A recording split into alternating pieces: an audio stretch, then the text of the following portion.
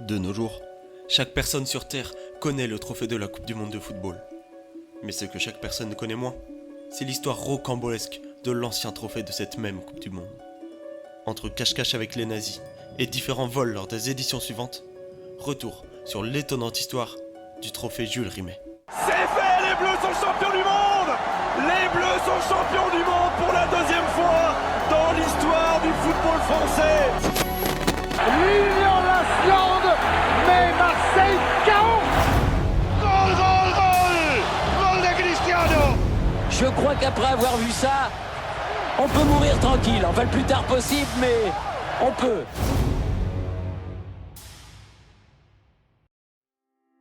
Aujourd'hui, nous innovons. Je ne vais ni vous conter l'histoire d'un événement particulier, ni celle d'un sportif, mais plutôt de celle d'un trophée. Le trophée de la compétition, avec les Jeux Olympiques, la plus regardée au monde, la Coupe du Monde de football. Ou plutôt, l'ancien trophée de la Coupe du Monde de football. Fin juin 1930, à Villefranche-sur-Mer. L'équipe de France et son entraîneur embarquent à bord du Monteverde et y retrouvent l'équipe de Roumanie. L'équipe belge les rejoint le lendemain et le navire jette les amarres direction l'Uruguay pour aller disputer la première Coupe du Monde de football de l'histoire. À bord se trouvent également 3 arbitres européens et Jules Rimet, président de la FIFA, qui emmène avec lui le trophée du futur vainqueur. Le voyage de 2 semaines se passe dans une ambiance très conviviale, où les différentes équipes s'entraînent tour à tour sur le pont du bateau. Elles sont rejointes par l'équipe brésilienne qui embarque sur le paquebot au passage. Le bateau et toute la compagnie accostent à Montevideo le 4 juillet, où une foule de 10 000 personnes accueille les différentes équipes à bord. Après une semaine d'entraînement sur place, la Coupe du Monde est officiellement lancée le dimanche 13 juillet à 15h, avec 2 matchs simultanés sous les flocons de neige tombant sur Montevideo, France-Mexique et États-Unis-Belgique. Le premier but de l'histoire de la compétition est d'ailleurs l'œuvre d'un Français, Lucien Laurent. Il expliquera : « Quand j'ai marqué ce but, j'ai eu une joie simple, celle d'un buteur normal avec ses coéquipiers. On a dû tout juste s'embrasser ou se taper dans la main avant de reprendre le jeu. Sur le coup, je ne me suis même pas posé la question de savoir si c'était le premier but du mondial. Je n'ai pas réalisé. Ce match sera gagné 4-1 par l'équipe de France, mais elle n'arrivera pas à disputer la demi-finale au terme des matchs de la phase de groupe de la compétition. Au terme du tournoi, parmi les 13 équipes en lice au départ, la finale opposera 2 équipes voisines, l'Argentine et l'Uruguay. C'est l'équipe jouant à domicile qui deviendra la première équipe à soulever la coupe. La coupe remise au vainqueur, justement. Parlons-en. Contrairement au trophée remis de nos jours à l'équipe victorieuse de la Coupe du Monde, celui-ci n'est pas fait d'or, mais plutôt d'argent massif plaqué or, et mesure environ 35 cm de haut pour un peu moins de 4 kg. Il est l'œuvre du sculpteur parisien Abel Lafleur. Ce trophée est tout un symbole lorsque l'équipe victorieuse le soulève, car elle représente la déesse Nike, déesse de la victoire. Il a d'ailleurs une vocation très particulière. Il sera conservé définitivement par la première équipe triple victorieuse de la Coupe du Monde. Mais pourtant, le trophée, aussi étrange que cela puisse paraître, ne fera pas seulement parler de lui uniquement lors de sa remise. Il connaîtra tout un lot de péripéties qui forgeront sa légende. La première d'entre elles commence en 1939. À l'époque, la FIFA est en train de décider quelle nation va avoir le privilège d'organiser la Coupe du Monde 1942. 2 pays sont candidats, l'Argentine et le Brésil. Mais lors de la visite par Jules Rimet des infrastructures existantes brésiliennes, l'Allemagne envahit la Pologne et commence alors la Seconde Guerre mondiale. Jules Rimet et sa fédération cessent alors leur visite dans les pays organisateurs et prennent ensemble la décision d'annuler la Coupe du Monde 1942. Le trophée est alors propriété de l'Italie, qui a remporté le mondial en 1938 en France. Elle a d'ailleurs conservé son titre, puisqu'elle avait déjà été championne chez elle durant l'édition précédente.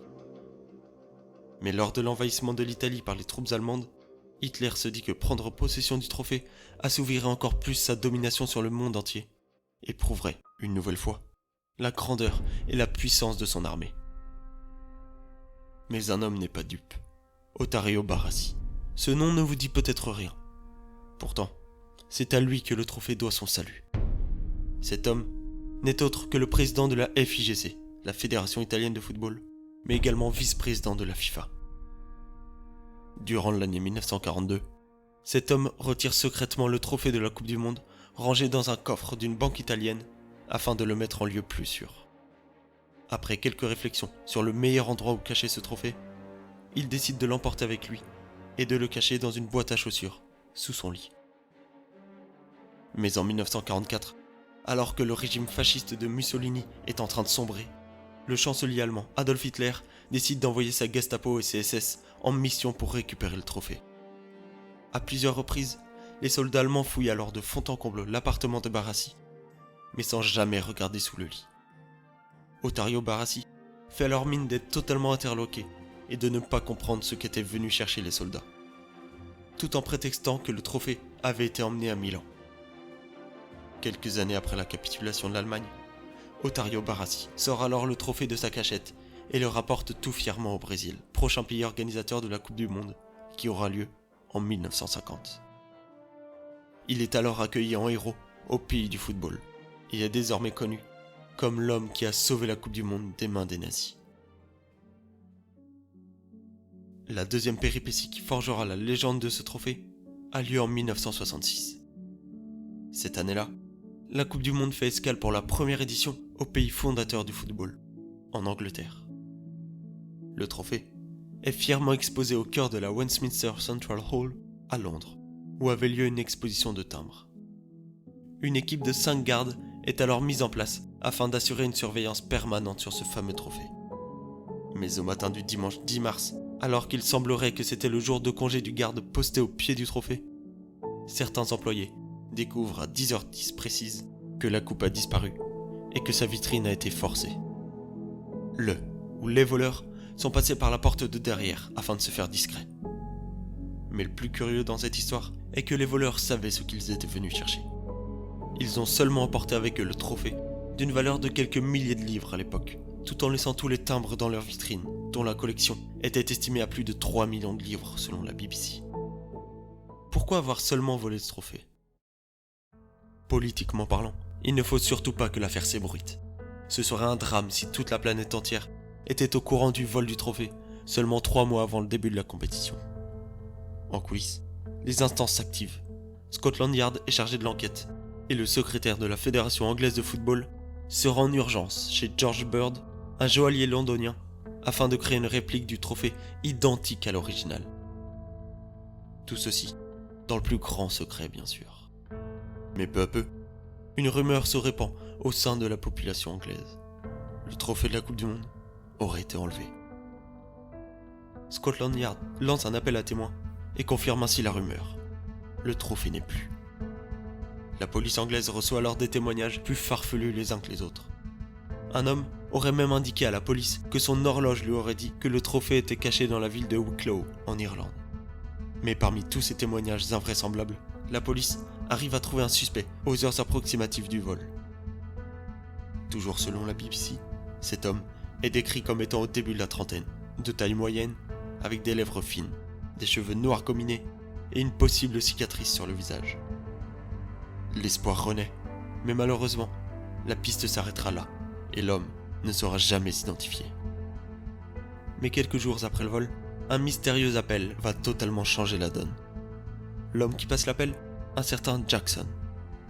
L'homme qui reçoit l'appel, Joe Mears, alors président de la Fédération anglaise de football. Jackson indique qu'il est l'auteur du vol du trophée et qu'il réclame 15 000 livres de rançon en échange. Afin d'appuyer ses propos, il fait même parvenir à la police un petit morceau du fameux trophée Jules Rimet.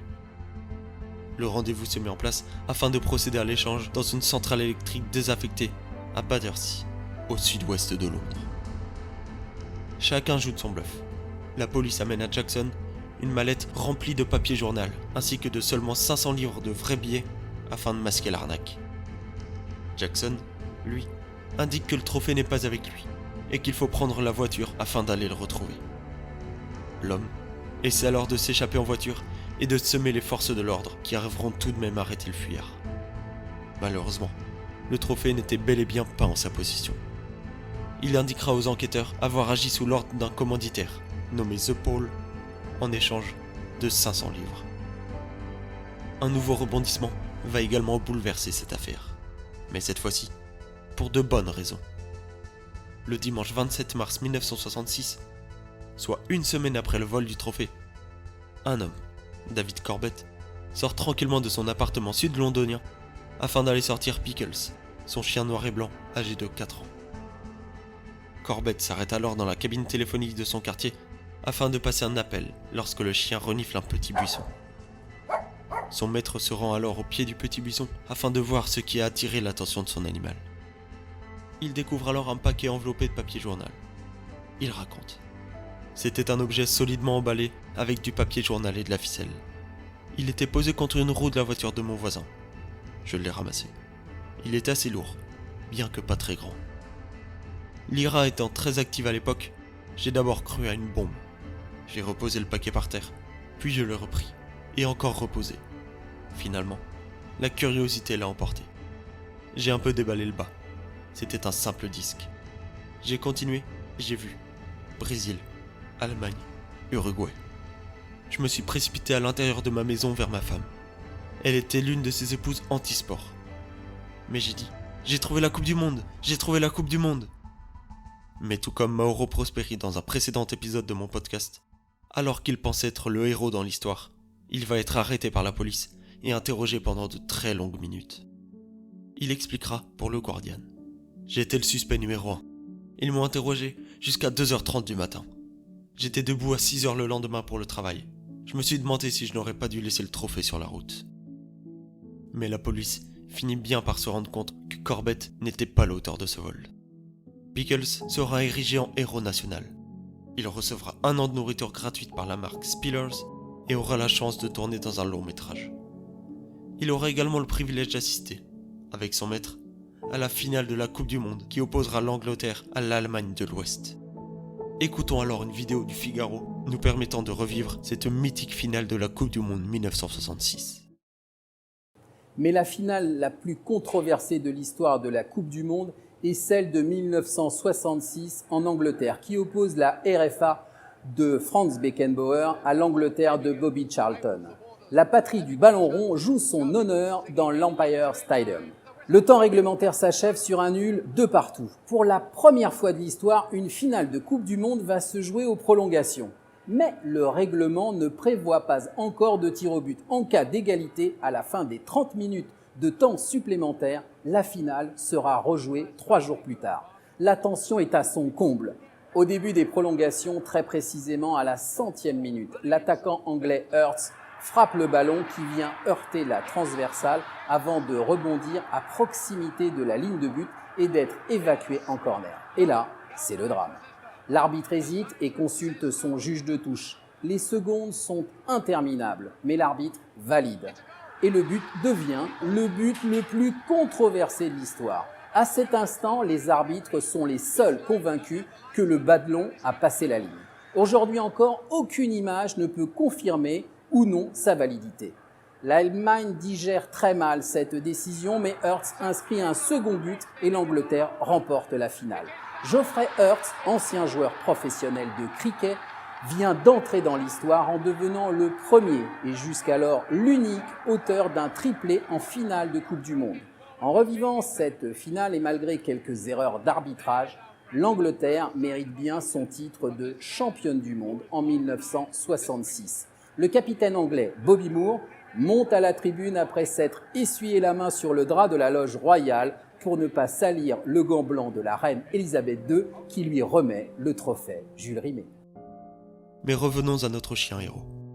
Il recevra, avec son maître, 5 à 6 000 livres de récompense selon les sources, soit environ 5 fois plus que la prime que les joueurs anglais recevront après avoir remporté leur première Coupe du Monde et à domicile qui plus est. Malheureusement, l'histoire était trop belle. L'année suivante, lors d'une balade avec le fils de David Corbett, Pickles démarre en trombe et sprint en chassant un chat. Le jeune fils n'arrive pas à retenir son chien et la laisse s'échappe de sa main. Pickles sera retrouvé inanimé quelques minutes plus tard étranglé par sa laisse, alors qu'elle se serait accrochée à un arbre. David Corbett l'enterre alors dans la maison qu'il a achetée avec l'argent de la récompense de la découverte du trophée. Une plaque commémorative a aussi été placée en son honneur.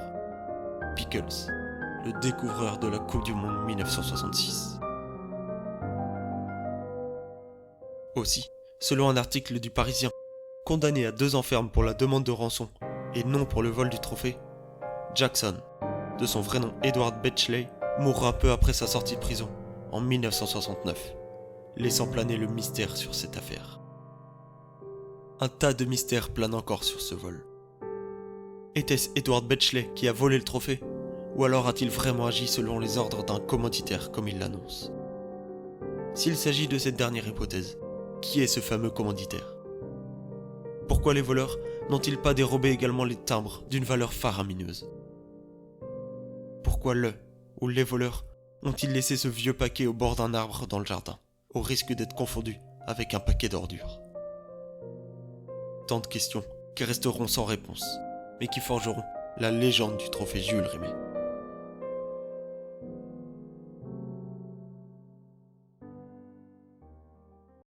Faisons ensemble un petit saut de 4 ans dans le futur. Cette année-là, a lieu la Coupe du Monde 1970, se déroulant au Mexique.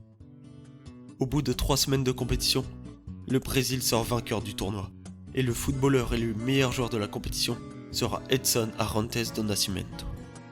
Ce nom ne vous dit peut-être rien, mais lorsque je vais prononcer son surnom, vous allez immédiatement le reconnaître. Pelé. Pelé devient alors le premier et seul footballeur jusqu'à maintenant à avoir soulevé 3 Coupes du Monde en tant que joueur. Mais en ce qui concerne le trophée, le plus important cette année-là est tout autre. Lors de la création du tournoi en 1930, Jules Rimet avait décidé une règle qui va changer l'apparence du trophée pour les années à venir. À l'époque, il avait décidé que lorsqu'une nation remporterait 3 titres mondiaux, elle pourrait garder définitivement le trophée et la FIFA allait en créer un nouveau. C'est donc ce qui s'est passé lors de cette Coupe du Monde 1970. L'équipe brésilienne a pu emmener avec elle le trophée Jules Rimet afin de l'exposer définitivement sur ses terres. Un nouveau trophée allait être créé par la FIFA. Parmi les 53 propositions de design faites par des sculpteurs de 7 pays, c'est la sculpture de l'italien Silvio Gazzaniga qui sera finalement retenue. Sa sculpture est celle que vous connaissez tous. Elle représente 2 sportifs soulevant le globe. L'ancien trophée est alors conservé en lieu sûr, mais est déplacé en 1983 lors d'une exposition au siège de la Fédération brésilienne de football à Rio. C'est à ce moment-là qu'a lieu notre 3e et dernière péripétie. Dans la nuit du 19 au 20 décembre 1983, 5 hommes s'introduisent dans le siège de leur fédération nationale, armés d'un couteau et d'une arme à feu. Ils ligotent le gardien de nuit et s'introduisent dans le bureau du président de la fédération brésilienne, situé au 9e étage. Ils y découvrent le fameux trophée, placé sous une vitre blindée. Mais ces hommes sont bien renseignés.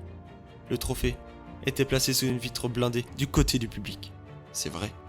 Par contre, ce que personne ne sait, à part les voleurs, c'est que, du côté du mur, le trophée est seulement protégé par une simple planche de bois. Les voleurs réussissent à déceler le panneau de bois du mur grâce à un pied de biche et découvrent alors ce qu'ils étaient venus chercher. Le trophée représentant la déesse Nike. Ils repartent tous fiers de ce qu'ils ont accompli et la découverte du vol peinera toute une nation entière fan de football. Aussitôt, lorsqu'elle apprend ça, la presse anglaise se venge et ressort des phrases prononcées par la presse brésilienne lors du vol du trophée en Angleterre avant la Coupe du Monde 1966. Un tel vol ne serait jamais arrivé au Brésil. Même les voleurs brésiliens aiment le foot et ne commettraient jamais un tel sacrilège. Raté. Quelques arrestations ont lieu, mais aucune condamnation n'est prononcée. Pelé, lui, pardonnera les voleurs en prononçant une phrase dédouanant ceux-ci en imaginant que leur vol a été effectué à cause de la pauvreté régnant dans le pays. Mais tous les Brésiliens ne seront pas aussi conciliants envers les voleurs. Lorsque l'on s'attaque à l'un de leurs symboles nationaux, il faut s'attendre à en payer le prix fort. Antonio Carlos Aranha, un des suspects arrêtés pour le vol, sera retrouvé assassiné de 7 balles dans le corps en 1989. Une croyance populaire veut que le trophée aurait été fondu. Mais ce trophée est fait d'or et d'argent mêlés, ce qui rend impossible sa fonte. Où est-il actuellement ? Est-il sur la cheminée d'un riche homme d'affaires, caché dans les favelas de Rio ou caché dans une boîte à chaussures sous un lit ? Personne ne le sait. Et plus personne n'entendra parler du trophée Jules Rimet, jusqu'en 1997. Cette année-là est marquée par le décès de George Bird, auteur de la copie du trophée en 1966. Ses héritiers décident alors de mettre aux enchères la réplique du trophée confectionnée suite au vol en Angleterre. Le prix de départ est de 20 000 livres, soit environ 10 fois la valeur réelle de l'objet. Et pourtant, 2 enchérisseurs bien particuliers vont se battre afin de remporter l'enchère. La FIFA et la Fédération brésilienne de football. Les 2 instances soupçonnaient le fait que lors de la Coupe du Monde 1970, l'Angleterre avait échangé le réel trophée et la réplique, en gardant l'original et en rendant la réplique pour l'édition suivante. Finalement, c'est la FIFA qui remporte l'enchère pour 254 000 livres. Son premier réflexe est alors de faire expertiser la coupe afin de déterminer quel trophée elle a acheté. Manque de chance, il s'agissait bien de la réplique en bronze de Bird. Il y a encore tout un tas d'anecdotes surprenantes et étranges que j'aurais pu vous raconter sur ce trophée. Comme le fait qu'après sa victoire en 1954, la RFA aurait rendu la coupe pour l'édition suivante grandie de 5 cm de plus. Mais personne ne s'en était rendu compte ou inquiété à l'époque. De nos jours, la règle stipulant que le triple vainqueur du trophée aurait la chance de le garder définitivement n'existe plus. Le trophée gardera jusqu'à la fin de ses jours sa forme actuelle. Pourtant, celui-ci n'est pas éloigné de tout mystère ou étrangeté non plus. Officiellement, le trophée pèse environ 6 kg. Mais pourtant, les spécialistes affirment que s'il était réellement fait d'or massif, il devrait peser 15 à 20 fois plus lourd. Un mystère de plus qui vient donc s'ajouter à l'effarante liste de mystères de l'ancien trophée. Une chose est sûre, ces trophées sont encore très loin de nous avoir confié tous leurs secrets.